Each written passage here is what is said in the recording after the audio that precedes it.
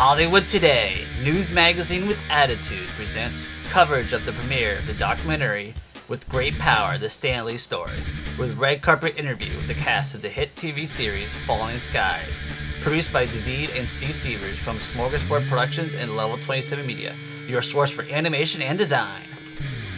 Well, the show it takes place, the first season took place 6 months after an alien invasion, and now with the second season it takes 3 months, it takes place 3 months after the first season. And it's pretty cool, you know, it's about aliens, and it's about all these people, and they're trying to resist against these aliens that have come and they've taken over the planet.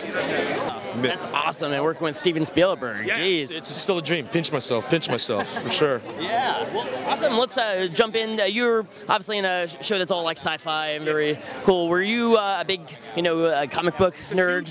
Yeah. The hugest. I was just saying earlier to people, I still have boxes of comics, and predominantly Marvel comics, stored in my folks' place back in Montreal, Canada. I grew up with that stuff. Well, growing up, I loved comic books. They were just really awesome.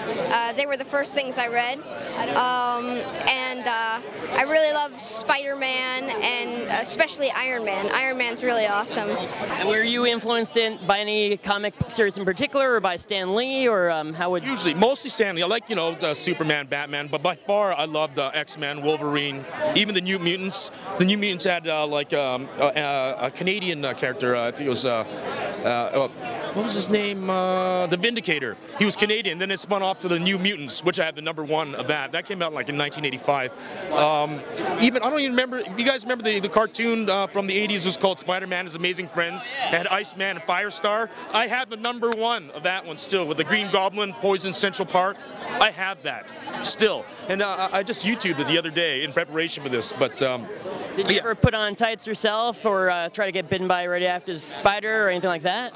I did not, because I'm kind of a perfectionist, and I'd want one of those perfect Spider-Man costumes, not one of those Kmart specials. But I have not dressed up like a superhero. No, not yet. But my image is my likeness has been rendered into a comic book, the Falling Skies comic book from Dark Horse, and the second edition, the one that takes place in between season 1 and season 2 of Falling Skies, came out online yesterday, and it's at fallingskies.com, and it'll be available in hard copy, I think, in a month, just before the season 2 premiere.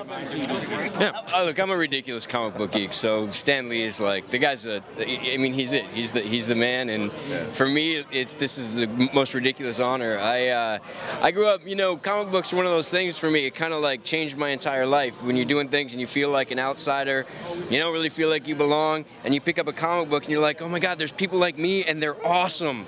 And Spider-Man was that, the Incredible Hulk was that. They all represent. The X-Men for me was massive, and the whole Marvel universe for me, it was just like I couldn't put that stuff down. You won't want to get me started. I'll go for days about comic books. So just like you have some little gamma radiation in your veins, or? I mean, I remember doing things, and like I would play with spiders, going, "Come on, man, just one little bite, come on."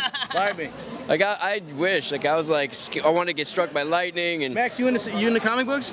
Yeah. Hang on, you're featured in the Falling Skies comic book, which is pretty cool. Yeah, that's right. right. Have you seen it yet? Yeah. Oh yeah, totally. Yeah. It's pretty neat. Yeah, they got my hair really good. You got your hair good. It's true. They did too.